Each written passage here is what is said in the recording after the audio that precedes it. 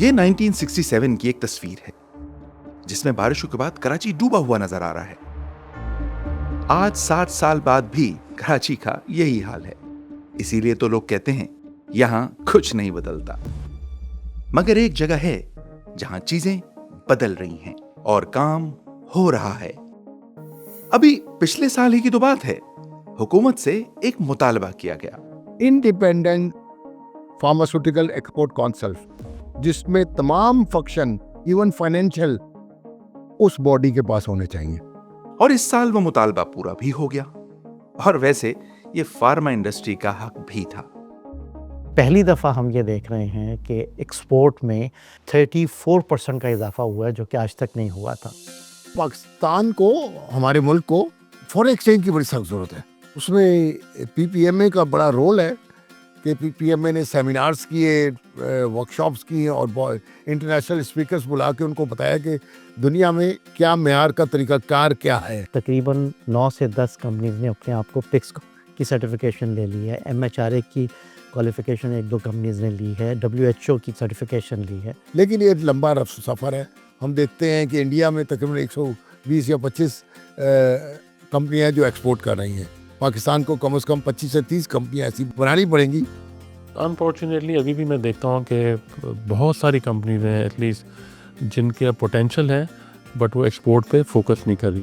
Basically نا export culture like کرتا throughout business community میں. It's not just pharmaceutical. اس وقت 90% سے زیادہ جو ادویات ہیں وہ خود یہاں پہ بنا رہی ہے.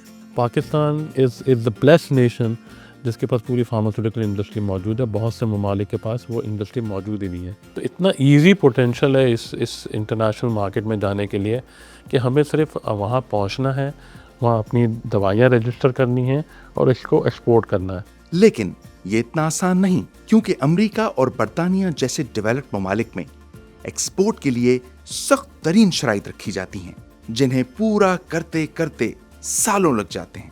آپ کو پتہ دنیا میں ایک یو ایس کے علاوہ FDA کا صرف ایک اور آفس ہے اور وہ انڈیا میں ہے.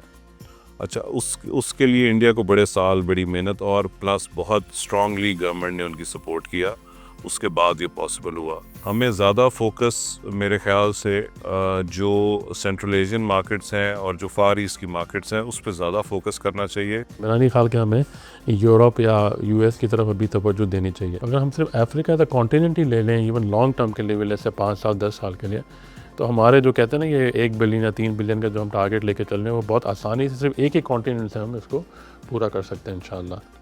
حکومت نے تو فارما سیکٹر کے لیے $3 بلین کا ٹارگٹ رکھا ہے, لیکن پی پی ایم اے کے مطابق وہ اس سے کہیں زیادہ ڈالرز پاکستانی اکانومی میں لا سکتے ہیں. مگر اس کے لیے حکومت کو کچھ مزید فیصلے کرنے ہوں گے. ہمارے ایکسپورٹ ریبیٹ جو آتا ہے, ریفنڈ آتا ہے, وہ ہمیں تقریباً 35%, جیسے سافٹ ویئر ہاؤسز کو 50% کی اجازت ہے, ہمیں کم از کم 35% ریٹینشن کی اجازت ہے, لیکن اسٹیٹ بینک یہ ماننے کے لیے تیار نہیں ہے. تجارت اب ملکوں کی فرسٹ لائن آف ڈیفنس بن چکی ہے.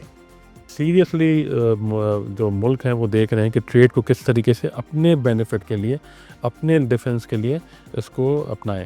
اور اگزامپل اگر آپ نے ابھی دیکھا جیسے انڈیا کے ساتھ ٹریڈ کے ساتھ جو ٹیرف لگے اس میں فارما انڈسٹری کو US نے ایگزیمپٹ کیا, اس لیے کہ ان کے لیے بہت ضروری تھا کہ وہ سیلف سفیشینٹ رہیں. ہمارے پاس بھی وقت کم اور مقابلہ سخت ہے, کیونکہ یہ معیشت نہیں ہماری بقا کا معاملہ ہے. It's time to think big and act now. Pakistan زندہ باد.